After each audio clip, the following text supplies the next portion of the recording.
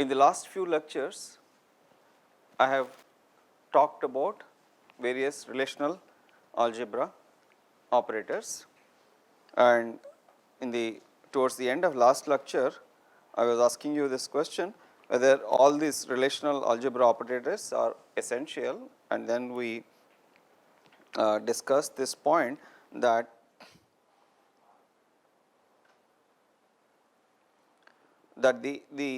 the few just about the 5 operators, the select, project, cross product, union and difference are the constitute the complete set of operators, in the sense that we can, these are the necessary and sufficient set of operators. We can realize other operators through these operators, but in practice in addition to sigma, the selection, projection, we use join operations, and then of course also use intersection, union and difference. So that at this stage we will not really bother about how they get internally translated to each other, but this is from a theoretical interest that these 5 are necessary. Okay, so in this class, in this lecture, basically I want you to be a little bit active and then solve a few of these queries. So and then I want you then we will realize one particular feature of relational algebra and see that certain things cannot be done in relational algebra. So I will present to you a series of queries, and I encourage you to kind of keep the schema diagram ready with you, so that you can try and formulate relational algebra queries for these examples, and then we will see how exactly you will do. Okay. So here is very simple query. So please try do this, retrieve the list of female PhD student. So if you want to see the schema, it is here, this relational scheme is here, and the query was retrieve the information about female PhD students. So under normal circumstances I will go around and then look as to what you are doing in your notebook, but I do not know whether. So have this schema with you handy on one page of the notebook so that you can refer to it. So anyway, the gender information is here, and then the degree information is here. So all that you the information that you need for this particular query happens to be there in one this one. So let me go back to that. Retrieve the list of female PhD students. So this can be done as I suppose we would have done it. So by just doing a selection on appropriate attributes. So selection with, so in the student relation we have all this information. So all that you have to do is to impose the conditions that the degree should be PhD and sex should be F. This is also similar. Obtain the name and roll number of all female BTech students. Where is the, so it is also there in the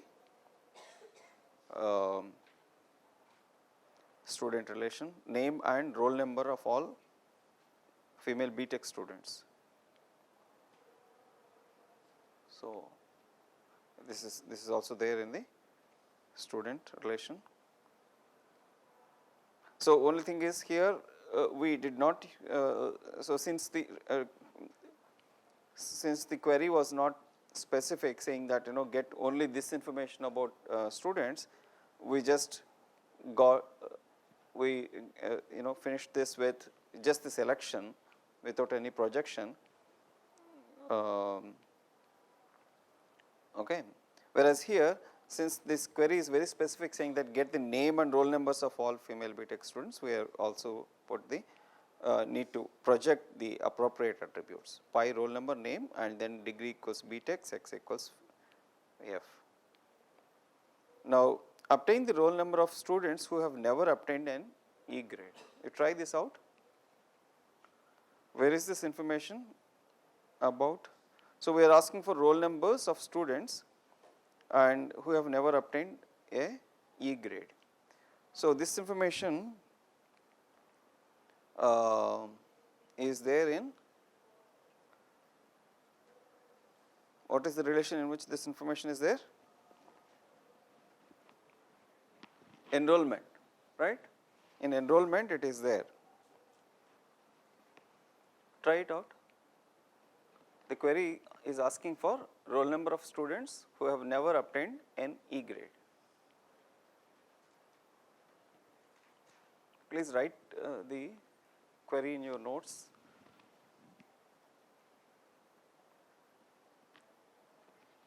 I hope you have been reading along. So, what does it mean to say that they have never obtained an E grade? I think it is simple, right? So, in whatever courses they have done so far, information is there, they have never obtained an E grade. Everything is other than E.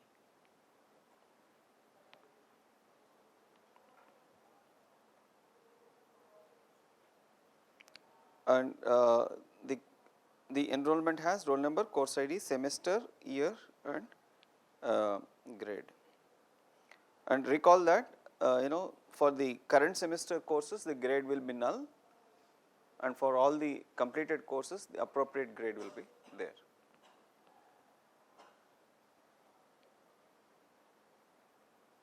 Now, let me see what you have done. How many of you have done this?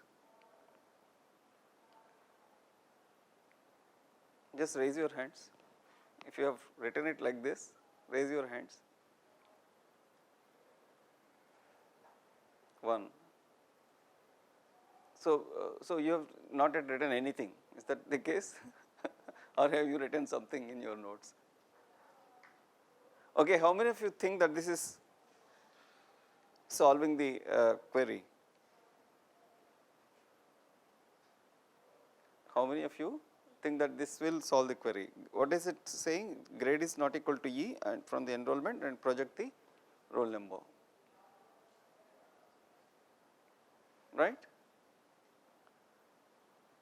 The roll number of students who never obtained an E grade, that is what we want.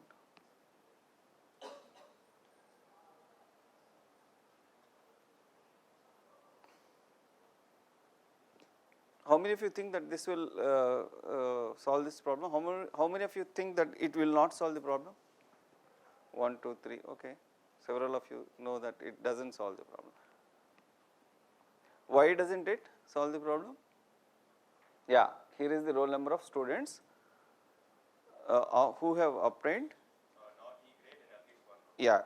Yeah. So, what if the student has done several courses and in one of them he has obtained an E grade, and in another of the courses he has obtained a non-E grade. If he has not obtained a non-E grade, at least one non-E grade, the roll number of the student will turn up here in the result of this query. And this is not what we want, this is not what we are looking for. We are looking for students who have never obtained an E grade. So, if a student has obtained at least one grade which is not E, that student's roll number will come here, whether or not he has obtained an E grade or not, right. So, this is not solving the query. So, the roll number of students who have never obtained an E grade is not being solved. So, how do you proceed with this? This is not correct, this is incorrect, right. So, any ideas about how to exactly how to correctly solve this?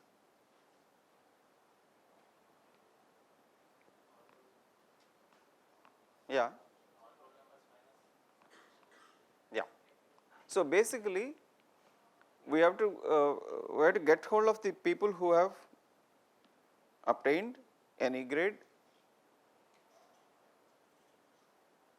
in at least one course. That is easy because we can do a grade equals E and then get hold of the students who have obtained an E grade in at least one course. Then we know that these are the people we do not want. These are the people whom we do not want.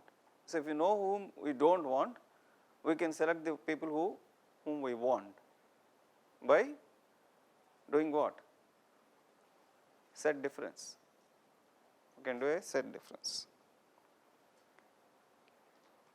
So, you can get the set of students who have obtained an E grade in at least one course doing grade equals E on enrollment and get the roll numbers, and then from the set of all students. So, we give the benefit of doubt for the students who are currently registered and all that. So, null grade and all that. So, okay, we ignore that. So, we from the set of whole the roll numbers, all the roll numbers, we subtract this roll number of students who have obtained an E grade, then we will get the correct roll numbers, the roll numbers of people who have never obtained an E grade. Okay. So, even though sometimes the statement might look very simple, it might a simple solution. You have to correctly think about it and then get out the answer. Good. Okay, let me proceed with some more. This is simple. So, you can basically do the obtain the department IDs for departments who have no lady professors. This is very similar, so try it out, very similar to the existing one, the previous one. You can find out the departments that have a lady professor and then do a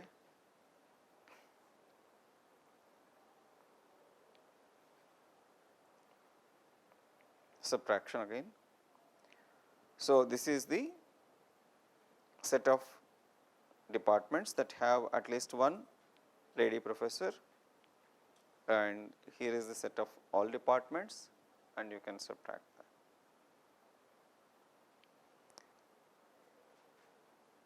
This is easy, try it. Obtain the roll number of male students who have obtained at least one S grade. This kind of at least one, this kind of an existential check, right. So, whether the student satisfies some condition or not. So, this is easy to enforce. So, you will be able to handle that.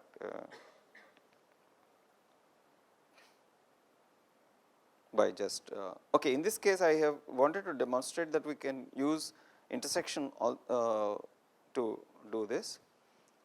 Okay, the information about grades is in enrollment. Information about grades is in enrollment, whereas the information about gender is gender is in the student, and so you have to do selection there, selection here, and project roll numbers so that they are union compatible, and then do the intersection.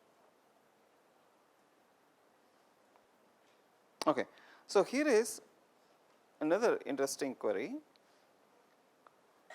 Okay, this you can try it out actually. This I just wanted to illustrate that in some situations like this, you need to get information from multiple relations and then obtain our step by step way of writing the relational algebra query. So, obtain names and roll numbers of students who have got S grade in CS 3700 course offered in, there is no twist here, but all that only thing is that it is the information that we need is spread over multiple relations. So, you will have to pull it from multiple relations and then appropriately take care of renaming, etc. Offered in 2017 odd semester along with her advisor name. So, what are all the relations that we need to answer this question? Since we need names and roll numbers of students, we need of course the student relation, and who have got S grade in so and so course, and so we need enrollment relation, and along with her advisor name. So, advisor is a professor and advisor name is required. Okay. Advisor ID is present in the student relation, which is a foreign key. So, advisor name is not present in student relation, and so again, so you will need the professor relation to pull the advisor name into the result. Okay. So, let me illustrate the process of generating these temporary relations and then naming them appropriately. Again, we have done this in an example earlier. So, required students roll numbers is from the enrollment. I will find out the set of students who have obtained an S grade in the CS 3700 course in the year 2017 and semester odd. Project the roll numbers. So, do a selection on enrollment and project roll numbers. So, this is the required roll number students, but then we now need their names. We only have roll numbers, we need their names, and we also need their advisors' names. So, required students name and advisor ID. So, I have appropriately named it this temporary relation. So, roll number, we rename this roll number, name and advisor.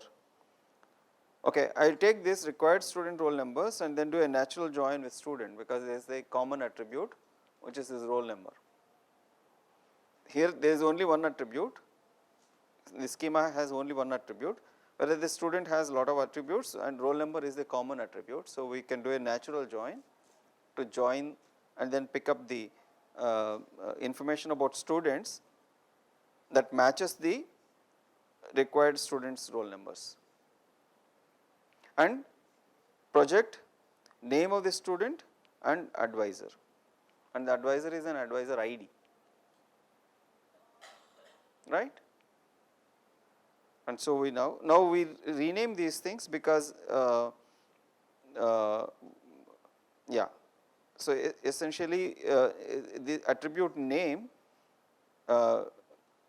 will conflict with the attribute name in employee, I mean the professor relation, and so we will rename it as name here. So, finally, result has roll number, student name as required and advisor name, right, along with his advisor name, right. So, we have advisor name, and then how do we get that? This required student advisor ID join with professor on the join condition advisor ID is equal to employee ID, right. So, if you join with employee advisor ID equals employee ID, we will get appropriate combinations from this roll number, name, advisor. So, the advisor details we need now. So, advisor details are available in professor relation, and so we do a join with on this advisor which is renamed as advisor ID. So, advisor ID is employee ID, that is the joint condition, and then finally we project the S name which comes from this and name which comes from the professor relation, finally get the things. So, this style of writing is something which I want you to adopt. Okay. So, let us proceed with one more interesting query. This is, I called it transitive closure kind of queries. So, let me show you how what this query is. So, we will focus on the prerequisite relation. There is one prerequisite relation. If you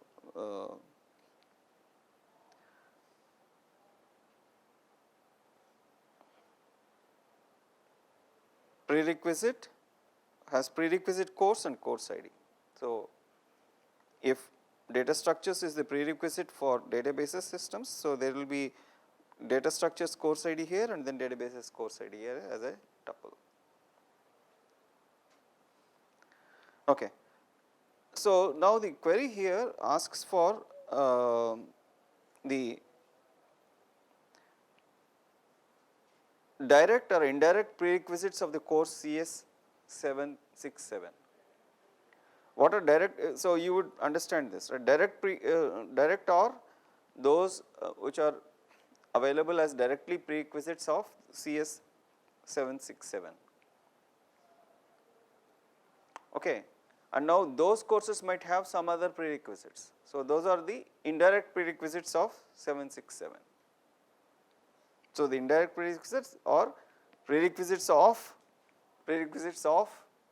a prerequisite course for CS 767. Okay. Now, so we want all these kind of prerequisites at all levels to be reported. You can imagine that 767 is one course and its prerequisites are there at one level. And the prerequisites of that those courses are there at the second level, etc. So, we want all these prerequisites to be reported. That is what is the query is asking for. Obtain the courses that are either direct or indirect prerequisites of the course 767. So, let us attempt how to solve this. So, level 1 prerequisites, how do you get level 1 prerequisites? So, you take the course ID 767 is given to us and then do a selection on prerequisite relation, then all the rows corresponding which have 767 as the course ID will be selected and then you project the prerequisite courses from there. So, those are the first level prerequisites for the course 767, CS 767. So, now we are renaming this as level 1 prerequisites and with CID 1, we rename this attribute as CID 1. I hope you get the idea now. So, our idea now is to take this and then how do you get the second level ones? How do you get the second level prerequisites?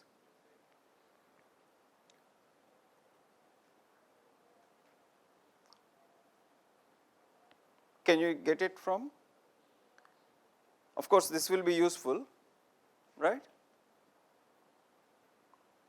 But then what else is needed? My question is, how do you get the next level prerequisites using relational algebra operator? Where is that information? Which relation has that information? There is only one relation, right? Here we are concerned about. All information is there in only one relation, the prerequisite relation, that is all. So, how do you use the prerequisite relation now? Again is the question. So, how do you use the prerequisite relation along with this now? Yeah. Join. Okay, good. So, you have to join this with the prerequisite again. What is the join condition? Let us try and figure it out. What is the join condition? What should CID 1 be compared to? Course ID. That is good. So, if you combine again do a join now with prerequisites and then enforce this join condition that course ID is now equal to CID 1, then basically what we are doing now is to and then project the prerequisites. We are now obtaining the level 2 prerequisites, right. So, level 2 prerequisites are like this. So, take the prerequisite and then join it with course ID equals CID 1 with this level 1 prerequisites. So, the level 1 prerequisites is a small bunch of courses that are prerequisites of 767. So, now the course ID should match with one of these things. If it matches, then those rows will contain the prerequisites of 767, right. Now, that is good, but then obviously you can do it for level 3 also. In a similar way you can do it for level 3 also, but then how many levels are there? How do you know how many levels are there? Okay, in this particular example you might say that okay, there are only 8 semesters in BTech course, then probably there cannot be more than 8 levels, and so I will go and then do this 8 times and then get the. But in general the spirit of this question is that for example, to illustrate the same concept in Elmestry and Navate's book, they use the the employee and supervisor. They give one particular person, some John, and ask for all the people who are either directly reporting to John or indirectly reporting to John, or supervised by John, or directly supervised by John or indirectly supervised by John. So, in such cases like this, it is not normally possible to put a priori we may not know the number of levels. So, if you know the number of levels as k, level k prerequisites can be obtained. Repeat this k number of times, you will get level k prerequisites. But in general we cannot solve this query, because this is in some sense is asking for the transitive closure of this particular binary relation called prerequisite of. Something is a prerequisite of something else, and it is a transitive relation, and so the you would have studied transitive closures in discrete mathematics, right. So, this query is indirectly asking for the transitive closure of the binary relation. So, that kind of a thing is not really possible for relational algebra, because it does not have any looping mechanism basically. The prerequisites at all levels cannot be obtained, as there is no looping kind of mechanism.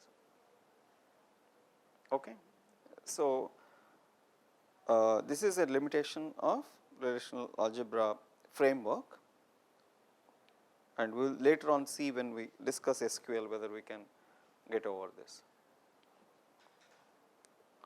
Okay.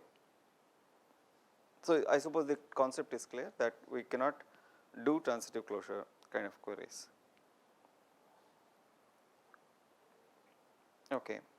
So, moving on, I want to briefly talk about other kinds of joins that are also kind of relevant in practice, and we will see. So, these joins that I have discussed so far, the theta join, equijoin, natural join, they are all called the inner joins, because the result of these operations contain only the matching tuples. Okay. Now, sometimes matching means the condition, the two tuples that satisfy the join condition from the left operand, the right operand, the combination that satisfies the join condition, only those will be available in these joins. In some situations, we want to take a relation and retain all the tuples in that relation, whether or not they satisfy the join condition, or in combination with some tuple or not. We want to retain all the tuples in one left hand side, let us say, and in case in case a particular tuple joins with the tuples on the right hand side relation and joins means it satisfies the join condition, then we want to kind of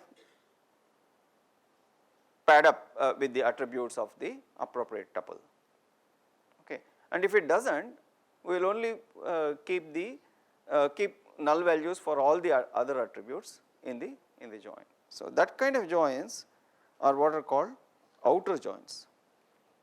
So, when all tuples in a relation R or a relation S or both are needed in the result. So, there are these three kinds of outer joins. So, what is called left outer join, which has the join symbol with these little lines on the left hand side, whereas the right outer join has the join symbol with these things on the right hand side, and the full outer join has very funny looking symbol like this. Okay. So, let us look at some examples of this. Okay. So, to define left outer join, so basically R left outer join S, what it does is keeps all tuples in the first or the left relation R, this relation in the result, and for some tuple T in R, if no matching tuple is found in S, then all the S attributes of that tuple T are made null in the result. So, what is the scheme of the result? It is the scheme of the left hand side relation and the scheme of the right hand side relation concatenated together, right. So, there will be some S attributes, there will be R attributes followed by S attributes. So, in every tuple in the result there will be R attributes followed by S attributes. So, if the one tuple from the relation instance R matches say one or more tuples from S, then those combinations will be there in the result. Okay. And if some tuple here does not match with any tuple in S, then what we do is we simply pad up with null values and then keep the tuple there anyway. So, that is what the left outer join is. So, it keeps all the tuples in the first, irrespective of whether they combine with the tuple in S or not. In a similar spirit, the right outer join, what it does is to do the same kind of thing for the right hand side attribute, right hand side things. So, if necessary, the all attributes are all made null in this case. In a full outer join, what happens is tuples from both relations R and S are there in the result, but then in case they do not match with appropriate tuples from S, then they will be simply padded with null values. The appropriate attributes will be simply made as null values. Okay, here is some instance data for the examples. So, it has the same bunch of students, Mahesh, Amrish, Piyush, Deepak, couple of Maheshes and all the Giridhar, same profs. Okay, now look at this situation.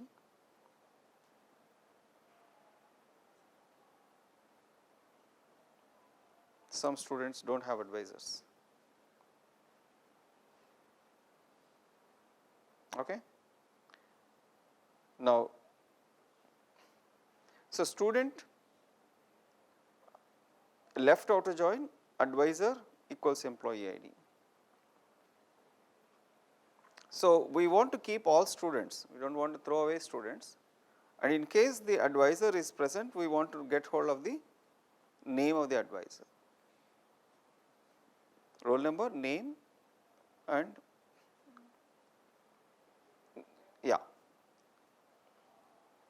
name of the student and advisor's name, that is what we want.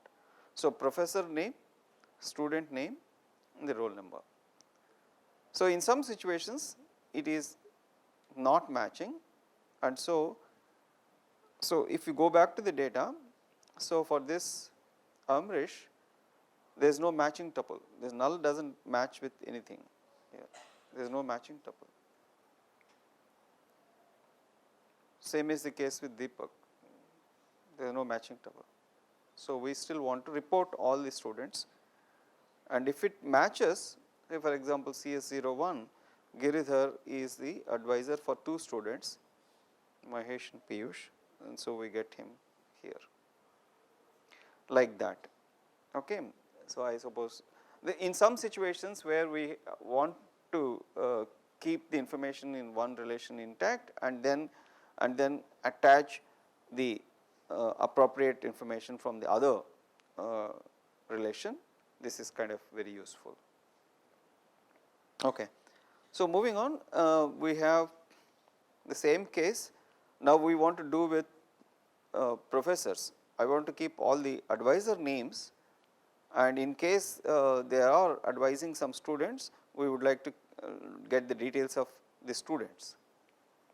In case they are not advising any students, we will simply put null, so that at least the head of the department knows that who are all not advising students.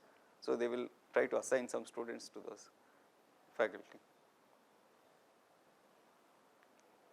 Good. So, and in a similar way you can go through these things. The full outer join will basically do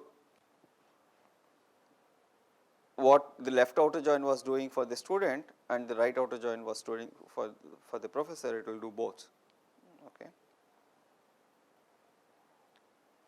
So, you get all students listed out here and all advisors listed out here. So, in case the student does not have any advisor, it will be null value. In case the advisor faculty member does not have any student, it will be null values here. Okay. So, this is called full outer join. Okay. So, to kind of sum up, what we have done in the relational algebra is to look at the various operators. We have introduced selection, projection, cross product.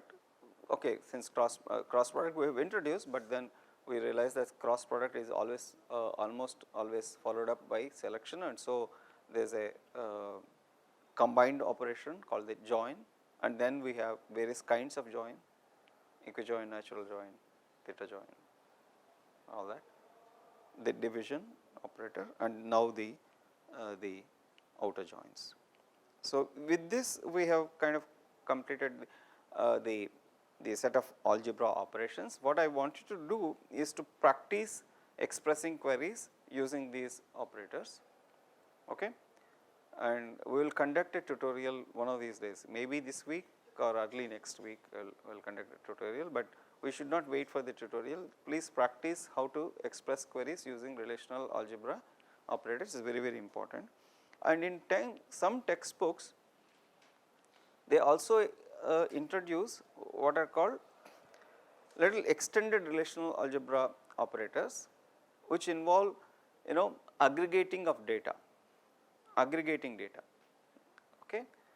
So, that means like for example, on a particular column which has some numerical values, you want to report the average of that column.